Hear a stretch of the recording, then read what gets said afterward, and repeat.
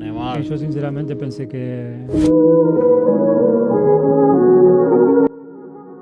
আন্তর্জাতিক ফুটবলকে বিদায় জানিয়েছেন নেইমার জুনিয়র। তবে তার বিদায়টা আনন্দের হয়নি। দুচোখের অশ্রুতে তা ছিল অতি বিষাদময়। নরওয়ের বিপক্ষে ম্যাচ হেরে নিজের দল বিশ্বকাপ থেকে ছিটকে যেতেই অবসরের ঘোষণা দেন ব্রাজিলিয়ান এই কিংবদন্তি। তবে তার সে বিদায় মেনে নিতে পারছে না ভক্তবৃন্দ ও শুভাকাঙ্ক্ষীরা। আর ঠিক সেই মুহূর্তেই উঠে এলো লিওনেল মেসির এক আবেগঘন বার্তা।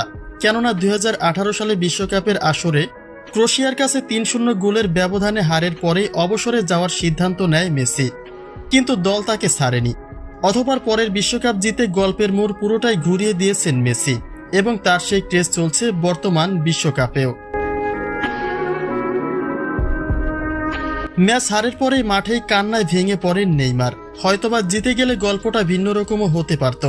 ক্যারিয়ারে অর্জনের কোনো অভাব নেই তার, কিন্তু স্বপ্ন ছিল অন্তত একটা ট্রফির, যেটা পেতে এত ইনজুরি আর শারীরিক জটিলতার মধ্য দিয়েও হাল ছাড়েনি নেইমার।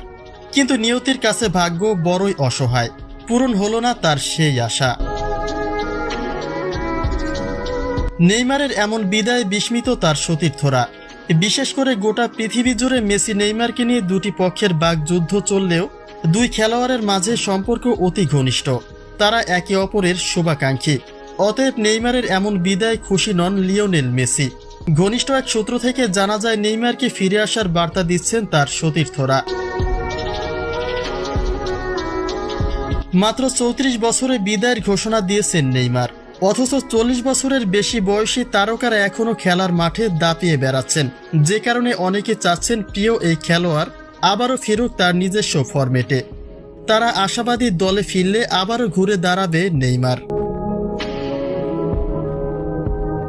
তবে ম্যাচ হারার পেছনে অনেকে দায়ী করছে নেইমারকে দিয়ে 90 মিনিট না খেলানোর সিদ্ধান্তকে। কারণ ম্যাচের শুরুতে যে পেনাল্টি পেয়েছিল তা নেইমারকে দিয়ে মারতে পারলে অনায়াসে একটি গোল প্রথমে যোগ হলেই সর্বশেষ ম্যাচের ফলাফলটা ব্রাজিলের পক্ষে থাকতে পারত। নেইমারকে নামানো হয় 70 মিনিটের পরে। অতএব কোচের ভুল সিদ্ধান্ত ও এমন লজ্জাজনক হারে হয়তোবা নিজের কষ্ট থেকেই অবসর নিয়েছেন নেইমার জুনিয়র।